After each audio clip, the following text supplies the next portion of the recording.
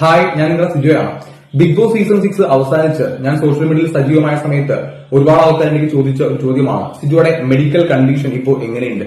16ാമത്തെ ദിവസം ബിഗ് ബോസിൽ നിന്ന് ഇറങ്ങി, പിന്നീട് 45ാം ദിവസമാണ് തിരിച്ചു കയറി ചെല്ലുന്നത്. അപ്പൊ ആ സമയത്തെ അവസ്ഥ എന്തൊക്കെയായിരുന്നു? പിന്നീട് ഹൌസിലേക്ക് തിരിച്ച് എത്തിയതിനു ശേഷം എങ്ങനെ ഉണ്ടായിരുന്നു? അത് മാത്രമല്ല, ഇതിനെല്ലാത്തിനും കാരണക്കാരനായ ഒരു വ്യക്തി കഴിഞ്ഞ ദിവസം ഒരു ഇന്റർവ്യൂ കൊടുക്കുകയുണ്ടായി. ആ ഇന്റർവ്യൂവിൽ പുള്ളി വന്നിരുന്ന് ന്യായീകരിച്ച് മെഴുകുന്ന അവസ്ഥയാണ് ഞാൻ കണ്ടത്. അതിന്റെ ഒരു ഭാഗം ഞാൻ കണ്ടിരുന്നു. അപ്പോൾ അതിനെക്കുറിച്ച് സിജോയുടെ അഭിപ്രായം എന്തൊക്കെയാണ്? അപ്പോൾ ഞാൻ ആദ്യം കരുതിയിരുന്നത് അനാവശ്യമായിട്ട് വിവാദങ്ങളൊന്നും ഉണ്ടാക്കേണ്ട, പ്രത്യേകിച്ച് ഇപ്പൊ ഒന്നും സംസാരിക്കേണ്ട, കാരണം സംസാരിച്ചിട്ട് കാര്യമില്ല. നമ്മളിപ്പോൾ ഒരാളുടെ ഒരു കാര്യം പറയുമ്പോൾ ഞാൻ ഏറ്റവും അധികം കാര്യം പറയുകയാണ്. ഞാൻ എപ്പോഴും നിങ്ങൾ ബിഗ് ബോസ് കണ്ടുള്ള സിജോ, ഇപ്പോൾ ആദ്യത്തെ 16 ദിവസം സിജോ, അല്ലെങ്കിൽ പിന്നീടുള്ള സിജോ, ഞാൻ എപ്പോഴും എനിക്ക് തോന്നുന്ന കാര്യങ്ങൾ തീർച്ചയായിട്ടും ഞാൻ എപ്പോഴും പ്രതികരിക്കുന്ന, എന്റെ ശബ്ദം ഉയർത്തുന്ന ഒരു വ്യക്തിയാണ്. അതൊരു അഹങ്കാരി എന്നൊരു ടാഗ് ദേവീതാരും അതിനെ കാണരുത്, അങ്ങനെ കാണരുത്. കാരണം നമ്മൾ സംസാരിക്കുന്ന കാര്യങ്ങൾ എപ്പോഴും ആരുടെ കാണുകയും സംസാരിക്കണം. എന്റെ രീതികളും അങ്ങനെ തന്നെയാണ്. അപ്പോ ഞാൻ പറഞ്ഞു വന്നത്, ആ വ്യക്തിയുടെ ഇന്റർവ്യൂ, അതിൽ പുള്ളി പറയുന്ന പരാമർശങ്ങൾ, പുള്ളിയുടെ കൂടെ ചലഞ്ചേഴ്സ് ആയിട്ട് രണ്ടാൾക്കാർ മാറി അപ്പുറത്ത് ഇരിക്കുന്നുണ്ടായിരുന്നു. അപ്പോ ഈ ആസനത്തിൽ ഒരു വാല് മുളച്ചു കഴിഞ്ഞാൽ അതിനെ തണലാക്കുന്ന ചില ആൾക്കാർ നമ്മുടെ സമൂഹത്തിലുണ്ടാവും. അപ്പോ ആ ഇന്റർവ്യൂവിനെ പറ്റിയും അല്ലെങ്കിൽ പുള്ളി പറഞ്ഞ പരാമർശങ്ങളെ പറ്റിയൊക്കെ തീർച്ചയായും ഞാൻ സംസാരിക്കാം. അപ്പൊ അത് ഈ വീഡിയോയിൽ രണ്ടും കൂടെ പറയാൻ പറ്റില്ല. ഞാൻ ഇപ്പോ എന്റെ മെഡിക്കൽ കണ്ടീഷനെ കുറിച്ച് മാത്രം ഒന്ന് പറയാം. ഞാൻ ഏറ്റവും ആദ്യം ഒരു ഫോട്ടോ ഇവിടെ വെക്കുന്നുണ്ട്. അതായത് ഈ ഒരു ഫോട്ടോ എന്ന് പറയുന്നത്, നിങ്ങൾക്ക് ഈ ഫോട്ടോ കണ്ടാൽ മനസ്സിലാവും, ഞാൻ 16ാമത്തെ ദിവസം അവിടുന്ന് ബിഗ് ബോസിൽ നിന്ന് ഇറങ്ങി എന്റെ ഓപ്പറേഷൻ കഴിഞ്ഞ് പിന്നീട് ഞാൻ കുറച്ചുനാള് ചെന്നൈയിൽ തന്നെ ഇറങ്ങി വീട്ടിലേക്ക് വന്നിട്ടുണ്ടായിരുന്നില്ല. അപ്പൊ ആ സമയത്ത് എന്റെ കൂടെ ഉണ്ടായിരുന്ന, എന്നെ നോക്കാനുണ്ടായിരുന്ന ഒരു വ്യക്തിയുടെ മൊബൈൽ ഫോണിൽ ഞാൻ എടുത്ത ഒരു ഫോട്ടോയാണ്. ഞാനന്ന് മൊബൈൽ ഫോൺ യൂസ് ചെയ്തിട്ടുണ്ടായിരുന്നില്ല. അപ്പോ ആ സമയത്തുള്ള ഫോട്ടോ ഞാൻ പിന്നീട് സെൻഡ് ചെയ്ത് വാങ്ങിക്കുകയായിരുന്നു. ഒരു 2-3 പിക്ചർ കൂടി ഉണ്ട്. ഞാനിപ്പോ ഈ ഒരു ഫോട്ടോ മാത്രം ഞാൻ വെക്കാം. അപ്പൊ ഈ ഒരു ഫോട്ടോയ്ക്കകത്തുള്ള എന്റെ കാര്യങ്ങൾ അല്ലെങ്കിൽ നിങ്ങൾക്ക് കാണുമ്പോൾ അറിയാൻ സാധിക്കും, ബിഗ് ബോസിലേക്ക് വരുന്നതിന് മുന്നേ ഉള്ള സിജോയിൽ നിന്ന് എനിക്ക് ബിഗ് ബോസിൽ നിന്ന് പുറത്തിറങ്ങുമ്പോൾ എന്റെ 13 കിലോ എനിക്ക് പോയിട്ടുണ്ടായിരുന്നു. എന്റെ ഓപ്പറേഷൻ കഴിഞ്ഞിട്ട് എനിക്ക് ഏറ്റവും ആദ്യം തന്നെ എനിക്ക് കുറച്ച് സൈഡ് എഫക്ട് വന്നു. സൈഡ് എഫക്ട് എന്ന് പറയുന്ന ഒന്ന്, എന്റെ മസിൽ ലോസ്, എന്റെ ബോഡി വെയിറ്റ് ഒരുപാട് കുറയുകയുണ്ടായി. ഇപ്പോ ഓരോ ദിവസവും ഓരോ കിലോ വെച്ചൊക്കെ കുറയുന്ന ഒരവസ്ഥ പോലും എനിക്ക് ഉണ്ടായി. അപ്പൊ എനിക്ക് ടോട്ടൽ അങ്ങനെ 13 കിലോ പോയി. എന്റെ മസിൽ ലോസ് ആയിരുന്നു എനിക്ക് ഏറ്റവും കൂടുതൽ ഉണ്ടായിരുന്നത്. എന്റെ ശരീരത്തിന്റെ മസിൽസ് എല്ലാം തന്നെ പെട്ടെന്ന് നഷ്ടപ്പെടുന്നുണ്ടായിരുന്നു. ഞാൻ ബിഗ് ബോസിലേക്ക് വരുന്ന സമയത്ത് 83 kg പ്ലസ് ആയിരുന്നു എന്റെ ബോഡി വെയിറ്റ്. പിന്നീട് അത് 70 കിലോയിലേക്ക് താണു പോകുന്ന അവസ്ഥയുണ്ടായി. പിന്നെ എനിക്ക് എന്റെ ജീവിതത്തിൽ ആദ്യമായിട്ടാണ് എനിക്കൊരു ഓപ്പറേഷൻ ഉണ്ടാവുന്നത്. അല്ലാന്നുണ്ടെങ്കിൽ എന്റെ ശരീരത്തിൽ സ്റ്റിച്ച് ഇടുന്നതൊക്കെ എനിക്ക് ആദ്യമായിട്ടാണ്. അപ്പോ അനസ്തേഷ്യ എനിക്ക് ആദ്യമായിട്ടാണ് എന്റെ ശരീരത്തിൽ ഉപയോഗിക്കേണ്ടി വന്നത്. അപ്പൊ അതിന്റെ ഒരു പ്രോബ്ലം എനിക്കുണ്ടായി. എന്റെ ശരീരത്തിന്റെ പല ഭാഗത്തും റെഡ് കളറിലെ മാർക്ക് വരാൻ വേണ്ടി തുടങ്ങി. നിങ്ങൾ ഈ ഫോട്ടോക്കകത്ത് കാണാം, ഇവിടെയാണ് എനിക്ക് ഏറ്റവും ആദ്യം റെഡ് കളറിലെ മാർക്ക് വന്നത്. പിന്നീട് ചെവിയുടെ ഭാഗത്തേക്ക് വന്നു, എന്റെ നെറ്റിയിലേക്ക് വന്നു, ശരീരത്തിലേക്ക് വന്നു. അപ്പൊ ഞാൻ മാറി നിന്ന ആ 16 to 45 ഡേയ്സിൽ എന്റെ ശരീരത്തിന്റെ പല ഭാഗത്തായിട്ട് ഇങ്ങനെ റെഡ് മാർക്ക് വരാനായിട്ട് തുടങ്ങി. അപ്പൊ ഞാൻ ഏറ്റവും ആദ്യം വിചാരിച്ചത് നമ്മുടെ ഐയുടെ വിക്രത്തിന്റെ അവസ്ഥ പോലെയാണ്. കാരണം ബോഡി വെയിറ്റ് കുറയുന്നു, മുടി കൊഴിയാൻ വേണ്ടി തുടങ്ങി, റെഡ് മാർക്ക് വരുന്നു, പിന്നീട് പിമ്പിൾസ് വരാൻ വേണ്ടി തുടങ്ങി. അതായത് ഇപ്പൊ അത് ഈ ഫോട്ടോയിലുണ്ട്, നമ്മുടെ നെറ്റിയുടെ ഭാഗത്താണ് ഏറ്റവും ആദ്യം പിമ്പിൾസ് വന്നത്.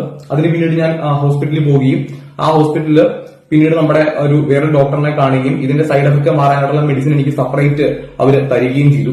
അപ്പൊ ഇങ്ങനെ ഞാൻ ആ ഒരു 28 ദിവസമാണ് ഞാൻ മൊത്തത്തിൽ ഹൗസിൽ നിന്ന് മാറുന്നത്. ആ മാറുന്ന 28 ദിവസത്തിൽ എനിക്ക് ആദ്യത്തെ 2 ആഴ്ച ജ്യൂസ് മാത്രം കുടിക്കാനായിട്ടാണ് നിർവാഹം ഉണ്ടായിരുന്നത്. ഈ ജ്യൂസ് മാത്രം കുടിക്കുക എന്ന് പറയുമ്പോഴത്തേക്കും അതൊരിക്കലും കട്ടിയുള്ള ജ്യൂസ് അല്ല, ഈ വെള്ളം പോലത്തെ ജ്യൂസ്. അത് ഡയറ്റീഷ്യൻ പറയുന്നതനുസരിച്ച് ഒരു ദിവസം എനിക്ക് 3 നേരമാണ് ആദ്യത്തെ ആഴ്ചയിൽ ജ്യൂസ് അലോ ചെയ്തിരുന്നത്.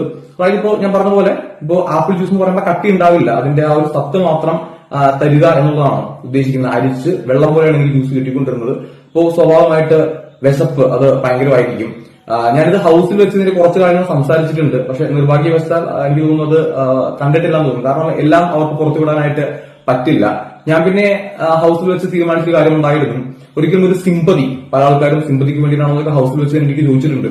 അപ്പോ സിമ്പതിയുടെ എനിക്ക് ജനങ്ങളുമായിട്ട് എപ്പോഴും സിജോ ഒരു ഗെയിമറാണ്, നല്ലൊരു ഗെയിമർ ആണെന്ന് പറയുന്നതായിരുന്നു എനിക്കിഷ്ടം.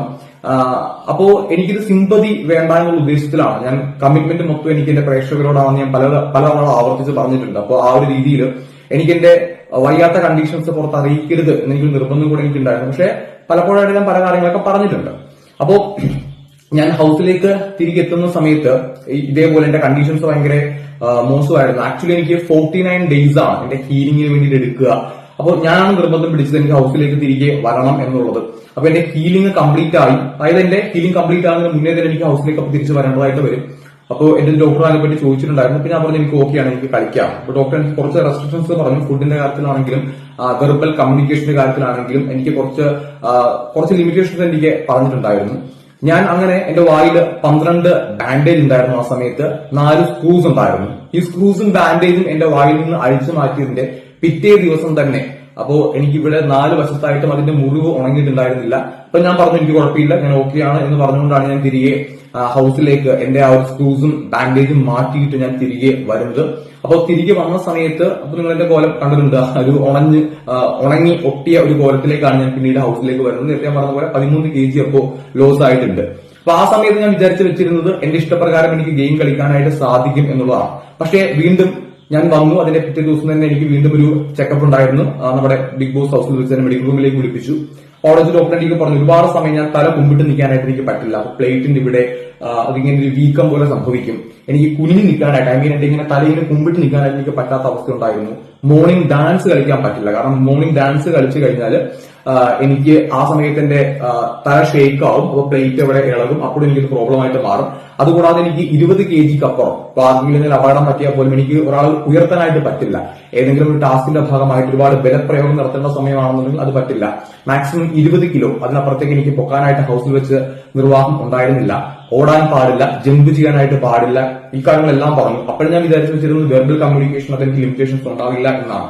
പക്ഷേ വെർബൽ കമ്മ്യൂണിക്കേഷൻ നടക്കുന്ന സമയത്ത് എനിക്ക് വീണ്ടും അവിടെ പെയിൻ വരാൻ വേണ്ടി തുടങ്ങി. എഗെയിൻ ഞാൻ വീണ്ടും മെഡിക്കൽ റൂമിലേക്ക് പോയി. മെഡിക്കൽ റൂമിലേക്ക് പോകുമ്പോൾ ഡോക്ടേഴ്സ് എനിക്ക് പറഞ്ഞത് സിജോ റെസ്റ്റ് എടുക്കണം, വെർബൽ കമ്മ്യൂണിക്കേഷന് കൂടെ ലിമിറ്റേഷൻസ് ഉണ്ടാവും എന്നുള്ളതാണ്. അതായത് ഒരു തളർവാദ രോഗിയുടെ അവസ്ഥയായിരുന്നു പിന്നീട് എനിക്ക് ഹൗസിനകത്ത് ഉണ്ടായിരുന്നത്. ഏകദേശം 45-ാം ദിവസം ഞാൻ തിരികെ കയറി ചെന്നു. 60 ദിവസം വരെയുള്ള ദിവസങ്ങൾക്ക്, അതായത് 15 ദിവസങ്ങളിൽ എനിക്ക് 2 ദിവസം ഒഴികെ ബാക്കി 13 ദിവസങ്ങളിൽ എനിക്ക് കംപ്ലീറ്റ്, അതായത് വെർബൽ കമ്മ്യൂണിക്കേഷൻ ഉൾപ്പെടെ റെസ്റ്റ് ഡോക്ടർ എനിക്ക് പറയുന്നുണ്ടായിരുന്നു. അപ്പൊ ഡോക്ടറിന് വേറെ നിർവാഹമില്ല, എന്ത് ചെയ്യാനാണ്. കാരണം എനിക്ക് മറ്റ് പ്രശ്നങ്ങളൊന്നല്ല ഉദ്ദേശിക്കുന്നത്. ഹൗസിൽ എനിക്ക് നിൽക്കാം, പക്ഷെ ആക്റ്റീവായിട്ട് എനിക്ക് ഗെയിം കളിക്കാനായിട്ട് പറ്റാത്തൊരവസ്ഥ ആ സമയത്ത് ഒരുപാട് എന്നെ ഫോളോ ചെയ്യുന്നുണ്ടായിരുന്നു. പക്ഷെ എങ്കിൽ തന്നെയും ഞാൻ നേരത്തെ പറഞ്ഞതുപോലെ എന്റെ ഒരു വാശിയുടെ പുറത്ത് എനിക്ക് കളിക്കണം, ഗെയിം കളിക്കണം, ഹൗസിൽ നിൽക്കണം എന്നുള്ള വാശിയുടെ പുറത്ത് ഞാൻ വീണ്ടും അവിടെ നിൽക്കുകയായിരുന്നു. പിന്നീട് നമ്മുടെ ഹോട്ടൽ ടാസ്ക് വന്ന സമയത്ത് നമ്മുടെ സാബു ചേട്ടനും ശ്വേത ചേച്ചിക്കും അത് നന്നായിട്ട് അറിയാനായിട്ട് സാധിക്കും, എന്റെ ഹൗസ് മേറ്റ്സിനും അറിയാനായിട്ട് സാധിക്കും. അന്നാണ് എന്റെ ഫിസിക്കൽ കണ്ടീഷൻ ഹൗസിൽ വെച്ച് ഏറ്റവും കൂടുതൽ മോശമായിട്ട് മാറുന്നത്. അതായത് ഞാൻ കഴിച്ച ഏതൊരു ഭക്ഷണത്തിന്റെ അംശം പിന്നീട് എന്റെ വായുടെ സ്റ്റിച്ചിട്ട അല്ലെങ്കിൽ എന്റെ ഒരു അണപ്പല്ലിന്റെ ഭാഗത്തായിട്ടാണ് പ്ലേറ്റ് ഇട്ടിരിക്കുന്നത്. ആ പ്ലേറ്റ് ഉള്ള ഭാഗത്തിനായിട്ട് ഒരു ചെറിയൊരു ആ പ്ലേറ്റ് അവിടെ വെക്കാനായിട്ട് അണപ്പല്ലിനോട് ചേർത്തിട്ടൊരു സുഷിരം താഴേക്കുണ്ട്. അതുവഴി ഒരു ഫുഡിന്റെ ഒരു അംശം വായുടെ അകത്തേക്ക് കയറുകയും അത് പിന്നീട് ഇൻഫെക്ഷനിലേക്ക് മാറുകയും ചെയ്തു. അപ്പോൾ ആ ഒരു ഹോട്ടൽ ടാസ്കിന്റെ അന്ന് രാവിലെ മുതൽ തന്നെ വായിൽ പസ് വരാൻ വേണ്ടി തുടങ്ങി. അതികഠിനമായിട്ടുള്ള പെയിൻ വീണ്ടും എനിക്ക് ഹൗസിൽ വെച്ച് വരാൻ വേണ്ടി തുടങ്ങി. അപ്പോൾ ഡെയിലി എനിക്ക് പിന്നീട് ആ ദിവസങ്ങളിൽ ഒരു 3-4 ഡേയ്സ് ഹോട്ടൽ ടാസ്കിന്റെ ആ ദിവസം ഉൾപ്പെടെ ഹോട്ടൽ ടാസ്കിനിടയിൽ ഡോക്ടറിനെ മെഡിക്കൽ റൂമിലേക്ക് വിളിപ്പിച്ചു. ഹോട്ടൽ ടാസ്കിൽ പങ്കെടുക്കരുത്, കാരണം അങ്ങനെ പങ്കെടുത്ത് ആക്റ്റീവായിട്ട് നിന്ന് കഴിഞ്ഞാൽ ഈ വീക്കിൽ സിജോയ്ക്ക് പുറത്തേക്ക് പോകേണ്ടി വരും. കാരണം എന്റെ വാ ഓപ്പൺ ആവുന്നില്ല. അതായത് രാവിലെ എണീക്കുന്ന സമയത്ത് വാ ഓപ്പൺ ആകാത്ത അവസ്ഥയിലേക്ക് കാര്യങ്ങൾ പോയി. സാധാരണ ദിവസങ്ങളിൽ ഞാൻ എന്തുകൊണ്ട് മോർണിംഗ് ഡാൻസ് കളിക്കുന്നില്ല? അതിന് ഉത്തരം വളരെ സിമ്പിൾ ആണ്. ഡാൻസ് കളിച്ചു കഴിഞ്ഞാൽ പ്ലേറ്റ് അവിടെ ഇളകുന്നതുകൊണ്ട് ഞാൻ രാവിലെ തന്നെ ഡാൻസ് അവിടെ പാട്ട് പ്ലേ ആകുന്ന സമയത്ത് ഞാൻ ടോയ്ലറ്റിലേക്ക് പോകും. ടോയ്ലറ്റിലേക്ക് പോയിട്ട് ആരും കാണാതെ ഞാൻ ഇവിടെ ഇങ്ങനെ എന്റെ പസ് കളയുക എന്നുള്ളതാണ്. ഞാൻ ഇങ്ങനെ പതിയെ ഞെക്കി ഈ ഒരു പോയിന്റിൽ പസ് വരും. ആ പസ് ഞാൻ തുപ്പിക്കളയും. പസ്സിന് സ്മെല്ലുണ്ടെങ്കിൽ മാത്രമായിരിക്കും കൂടുതൽ ഇഷ്യൂസ് വരിക. അങ്ങനെ സ്മെല്ലുണ്ടായിരുന്ന പസ്സല്ല. കാരണം പസ് വരുമ്പോൾ ആദ്യം ഒരു 15 മിനിറ്റ് എടുക്കും എന്റെ വാ ഓപ്പൺ ആകാനായിട്ട്. അങ്ങനെ ഞാൻ ഈ ഹോട്ടൽ ടാസ്കിനിടയിൽ വെച്ചിട്ട് എന്റെ ഫിസിക്കൽ കണ്ടീഷൻ ഭയങ്കരമായിട്ട് മോശമായി. ഏകദേശം അന്ന് നമ്മുടെ സ്വീകരിച്ച് വന്ന ആ ദിവസം 1 മണിക്കൂറോളം എനിക്ക് മെഡിക്കൽ റൂമിൽ അതിനെ ട്രിപ്പിട്ട് കിടത്തുകയുണ്ടായി. അന്ന് നന്ദന സായിക്ക് കൃത്യമായിട്ട് അറിയാം, കാരണം അവർ രണ്ടുപേരാണ് എന്റെ റൂമിലുണ്ടായിരുന്നത്. അപ്സരയ്ക്കും അറിയാം. അന്ന് എന്റെ കണ്ടീഷൻ ഭയങ്കരമായിട്ട് മോശമാകുകയും എനിക്ക് സംസാരിക്കാൻ പോലും പറ്റാത്ത അവസ്ഥയിലേക്ക് കാര്യങ്ങൾ പോയി. അപ്പൊ അതിനിടയിൽ വെച്ചിട്ടാണ് നമ്മുടെ ജാസ്മിൻ അൻസിബ ഇഷ്യൂ കൊണ്ടാകുന്നത്. പക്ഷെ അപ്പോഴും ഞാൻ ഡോക്ടേഴ്സിനോട് പറഞ്ഞിരുന്നു എനിക്ക് റെസ്റ്റ് എടുക്കണം, ഞാൻ എനിക്ക് ഗെയിമിന്റെ ഭാഗമായിട്ട് തന്നെ നിൽക്കണം, പ്രത്യേകിച്ച് ഗസ്റ്റ് ഒക്കെ വന്ന ദിവസമാണ്. അങ്ങനെ ഞാൻ അവിടെ വെച്ചിട്ടും റെസ്റ്റ് എടുക്കാൻ പറഞ്ഞിട്ട് ഞാൻ അവിടെ ഗെയിം കളിക്കാനായിട്ട് തീരുമാനിക്കുകയായിരുന്നു. അതെന്തോ എനിക്കപ്പോ തോന്നിയ ഒരു കാര്യമാണ്. ഞാനിത് വലിയ കാര്യം ഞാൻ ചെയ്തു എന്നല്ല ഞാൻ ഉദ്ദേശിക്കുന്നത്. എന്റെ മെഡിക്കൽ കണ്ടീഷനെ പറ്റി ഞാൻ പറയുന്നു എന്ന് മാത്രം, ആ രീതിയിൽ മാത്രം എല്ലാവരും അതിന് ഉൾക്കൊള്ളുക. അങ്ങനെ ഞാൻ ആ ദിവസങ്ങളിൽ എനിക്ക് ഡോക്ടർ എന്നെ വന്ന് എനിക്ക് ഒരുപാട് ലിമിറ്റേഷൻസ് പറഞ്ഞു. ഫ്ലഷ് ചെയ്യാൻ വേണ്ടി തുടങ്ങുമെന്ന് പറഞ്ഞു. ഡോക്ടർ വന്നു, എന്റെ നീര് മാറുന്നില്ല. പിന്നീട് എനിക്ക് 12 മെഡിസിൻസ് ആണ് എനിക്ക് ഒരു ദിവസം ഉണ്ടായിരുന്നത്. ഓരോ ഡേയിലും 12 പെയിൻ കില്ലർ, ആന്റിബയോട്ടിക്സ് ഉൾപ്പെടെ 12 മെഡിസിൻ ഞാൻ എണ്ണിയിട്ടുണ്ടായിരുന്നു. ഒരു ദിവസം 12 ടാബ്ലറ്റ് ആണ് ഞാൻ കഴിച്ചുകൊണ്ടിരുന്നത്. അന്ന് നന്ദന ക്യാപ്റ്റനൊക്കെ ആയിരുന്നു ആ സമയത്ത്. അപ്പോ പിന്നീട് എനിക്ക് സെഡേഷൻ വരാൻ തുടങ്ങി, എന്റെ ശരീരം ഭയങ്കരമായിട്ട് വീക്ക് ആകാൻ വേണ്ടി തുടങ്ങി. പക്ഷെ അപ്പോൾ എനിക്ക് അവിടെ തന്നെ നിൽക്കണം എന്നുള്ളതിന്റെ ഒരു ആറ്റിറ്റ്യൂഡിൽ ഒരു മാറ്റവും ഉണ്ടായില്ല. പക്ഷെ അന്ന് എനിക്ക് വാ ഓപ്പൺ ആകാത്ത അവസ്ഥ പല ദിവസങ്ങൾ രാവിലെ ഉണ്ടായി. പിന്നീടാണ് എനിക്ക് ഡോക്ടർ പറഞ്ഞിരുന്നത്, എനിക്കൊരു സിറിഞ്ച് പോലത്തെ സ്ഥാനം തന്നു. ഡെയിലി എത്ര നേരം എപ്പോ ഭക്ഷണം കഴിക്കുന്നു, വായിലേക്ക് എന്ത് ഭക്ഷണം വെച്ചാലും അത് ഫ്ലഷ് ചെയ്ത് കളയണം. സോഡ ഉപയോഗിച്ച് വാ കഴുകണം, മൗത്ത് വാഷ് ഉപയോഗിച്ച് വാ കഴുകണം, വാ നന്നായിട്ട് അല്ലാണ്ട് തന്നെ വാ നന്നായിട്ട് പൊപ്പിളിച്ച് കഴുകണം. പിന്നീട് ഡേ ആൻഡ് നൈറ്റ് ബ്രഷ് ചെയ്യണം. അപ്പൊ ഓരോ തവണ ഇപ്പൊ രാവിലെ ആയാലും ഉച്ചക്കായാലും വൈകുന്നേരമായാലും രാത്രി ആയാലും ഞാൻ എന്ത് ആഹാരം കഴിച്ചാലും ഈ പ്രോസസ്സ് എല്ലാം തന്നെ, ഈ പ്രൊസീജിയർ എല്ലാം തന്നെ ഞാൻ ചെയ്താൽ മാത്രമേ എന്റെ വാ ക്ലീൻ ആകുകയുള്ളൂ. അതുകൊണ്ട് എനിക്ക് ഇടയ്ക്ക് വെച്ച് അവിടെ ഇപ്പോ നമ്മുടെ ഫാമിലി ആൾക്കാരൊക്കെ വന്ന സമയത്ത് മധുരപലഹാരങ്ങൾ, പൊരിപ്പലഹാരങ്ങൾ എല്ലാം കൊണ്ടുവന്നിട്ടുണ്ടായിരുന്നു. അപ്പോഴും ഞാൻ അതെല്ലാം വേണ്ട എന്നാണ് പറയുന്നത്. കാരണം എന്തെങ്കിലും ഒരു സാധനം വായിലേക്ക് കഴിച്ചു കഴിഞ്ഞാൽ ശക്തമായിട്ട് ഞാൻ കഴിച്ചു കഴിഞ്ഞാൽ പ്ലേറ്റ് അവിടെ വെച്ച് ഇളകും. അല്ലാന്നുണ്ടെങ്കിൽ എനിക്ക് ഇതേപോലെ വാഷ് ചെയ്യേണ്ടതായിട്ട് വരും. അങ്ങനെ ആ ഒരു 2 ആഴ്ചക്കാലം വീണ്ടും എനിക്ക് ഇത്രയും മെഡിസിൻസ് ഉണ്ടായിരുന്നു. എന്റെ വാ ഓപ്പൺ ആകാത്തത് കൊണ്ട് തന്നെ എന്റെ കണ്ടീഷൻസ് ഭയങ്കരമായിട്ട് എനിക്ക് അവിടെ വെച്ച് മോശമായി. പിന്നീട് നമ്മുടെ ഫാമിലി വീക്ക് എന്റെ അമ്മയും അച്ഛനും വരുന്ന സമയത്താണ് എന്റെ ഈ ഒരു ഹീലിംഗ് പീരീഡ് ഏകദേശം പൂർത്തിയായത്. പക്ഷെ ഇൻഫെക്ഷൻ ആയതുകൊണ്ട് തന്നെ അത് കംപ്ലീറ്റ് ആയിട്ട് ആ ഹീലിംഗ് പൂർത്തിയായില്ല.